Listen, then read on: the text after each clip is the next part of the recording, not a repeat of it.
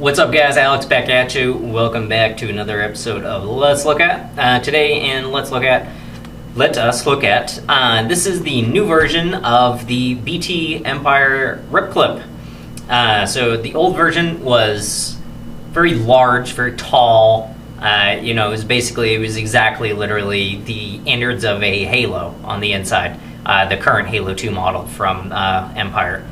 It was very large, ran off, was it six AA's or four AA's? I can't remember. I know the Halo 2 runs off 4. I can't remember if the old Rip Clip ran off 6 or 4, but it was large, it was bulky, and it needed, I think, to be updated and put some nice, fine, good-looking touches on it.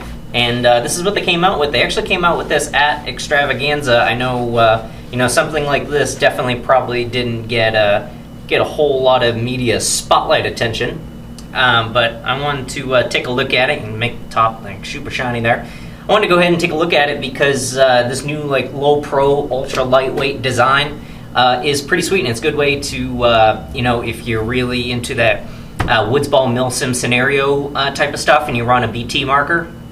This is a really easy, quick way to put a really high-end loader on your BT marker for good, solid feeding performance. So you're not relying on gravity, and you're also not trying to put a rotor or a spire or a halo on that elbow feed neck, and then you end up with a 20-foot tall gun. Obviously, just like the old Rip Clip, comes with this big baggie of parts. Basically has this part, it clips right on the top of the loader right there, and it ends up being super low pro, and you'll see that in a little bit here after I show you guys the inside. I'll show you what it looks like putting it on a marker and stuff like that.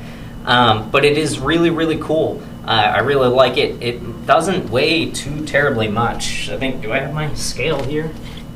I do. The official PI Paintball scale of weighing things. I don't want grams, I want pounds and ounces. There we go. So there is batteries in this thing. You can see that, see the little LED light and stuff like that, and you can probably hear it going to town. So this whole thing, and I'll even add this whole bag of parts onto it just because. So without the baggie of parts, it weighs just over a pound, 1 pound, 0.4 ounces. All the parts and everything that go with it brings it up to 1 pound, 3.9 ounces. So it really doesn't weigh a whole lot. Not when you look at, let's see here. Let me go grab the original Halo. Well, not the original, but a Halo 2 anyway. This actually doesn't have any batteries in it, but look at that. I got a 4-pack of AA's right there. I'm not even going to take them out of the package. The package can't weigh more than... It's going to be minuscule compared to what we're actually looking at. So you're going up with a Rip Clip with this and all its parts at 1 pound, 4 ounces, or just a hair over a pound without it, and that's with batteries in it. So a regular Halo 2, just off the bat without batteries, you're at 1 pound, 2.5 ounces. Put batteries on, you're at 1 pound, 6 ounces. So it does weigh less. And, that's definitely going to be, I think, a big factor, putting it on stuff like, scenario Milsim type guns like, BTs, and obviously you can't really put it on a Tepman, but, putting it on BT stuff, that's usually like cast metal or, aluminum and stuff like that, and they tend to get really heavy really quick. So this is definitely a way to shave some weight off and get yourself a really nice loader, and you're never going to have feeding problems again. And it's super low pro.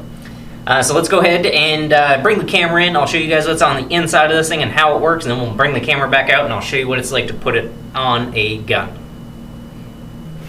Alright guys, we're back taking a look at the inside of BT's new version of the Rip Clip, that super low pro thing we were just checking out. Anyway, let's go ahead and take it apart. It's actually fairly simple, and take a look at the insides, and I'll show you guys how it works on the inside, and just how to get access to your batteries and all that kind of stuff.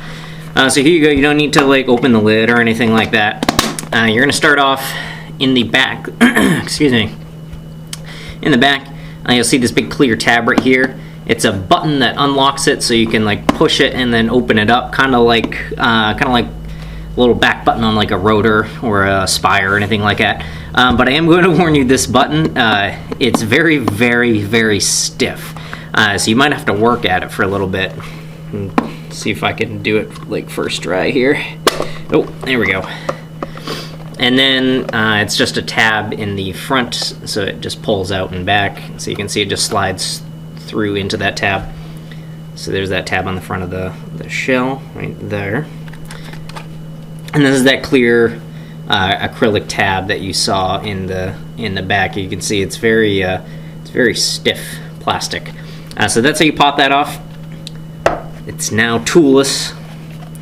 Other than that, to get at the batteries, you'll notice it looks like this on the inside. You got a little tray, so basically you're going to use this little hole right here, stick your finger in it, and you're just going to pry it out. There's not too much holding it in there, and it may seem like it's stiff and you may feel like you're going to break it, but you won't. Just kind of pop it out. It's just like little tiny baby locking tabs on the sides all the way down that just kind of hold it in place. So you're not going to break it, not much to that. It's just a tray.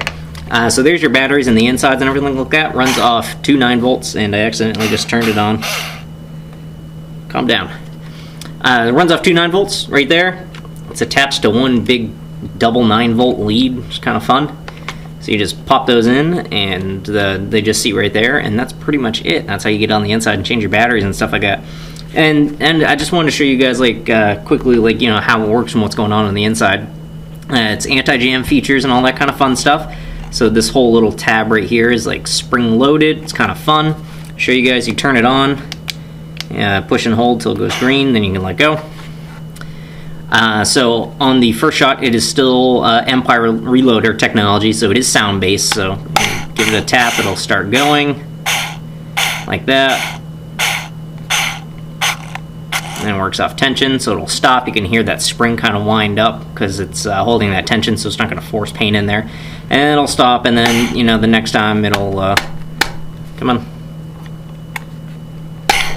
There we go. Sometimes it just takes a little good hit. So I did want to show you guys, like, as it's going and stuff like that, and apparently it's super sensitive.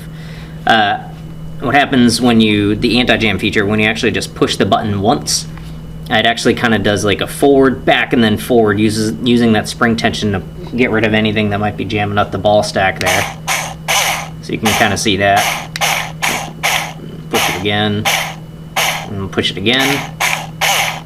1, 2, 3, just to get rid of any jam or anything like that. And again, spring tension, you can hear it kind of crunch, and you can actually kind of see it if I can just move it back. That's all the spring tension there. I'm not actually moving the motor. And a little anti-jam feature right there. To turn it off, push and hold till it goes red, let go. Well, that's pretty much it. Get on the inside, change your batteries. I wanted to show you guys what was going on. It's fun, it's new, it's low pro, it looks sleek, and I like it.